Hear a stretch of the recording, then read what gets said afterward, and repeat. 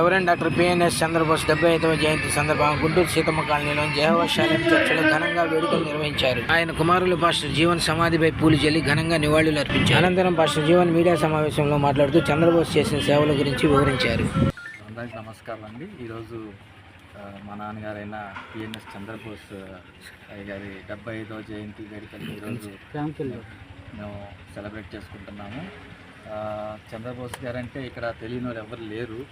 Seethamma 1995లో Seethamma colony అనేది అసలు ఎవరికి తెలియదు. ఒక స్లమ్ ఏరియా ఇది. కనీసం రోడ్లు కానీ ఇల్లులు పక్కా ఇల్లులు కానీ ఏమి ఉండేవి కాదు.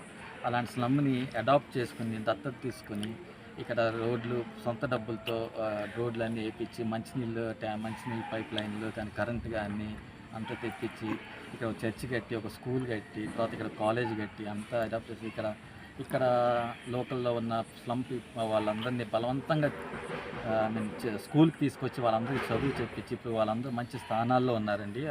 ఇక్కడ చదువుకున్న పిల్లలందరూ అప్పటి నుంచి ఇప్పుడు చూస్తే ఇది నో మోర్ ఏ స్లమ్. ఇది ఇప్పుడు మీరు చూస్తే అంత పక్కా ఇల్లు మంచి రోడ్లు జనాల్లో కూడా ఆ యొక్క స్లమ్లో ఉంటున్న ఫీలింగ్ ఎవరిలో ఉండదు. ఇక్కడ మేము సిటీలో మేము in the middle of the city మంచి ఏరియాలో ఉన్నామన్న ఫీలింగ్లో ఇక్కడ ప్రజల్ని మేము చైతన్యపరిచాం అలాగా. సో అందుకని రీసెంట్గా 3 సంవత్సరాల క్రితం మా నాన్నగారు చనిపోయారు. సో ఆయన చేసిన సేవా కార్యక్రమాలు చాలా ఉన్నాయి చెప్పుకోవాలంటే. దాదాపు ఆంధ్ర రాష్ట్రంలో 800 చర్చిలకి సహాయం చేసి కట్టించారు.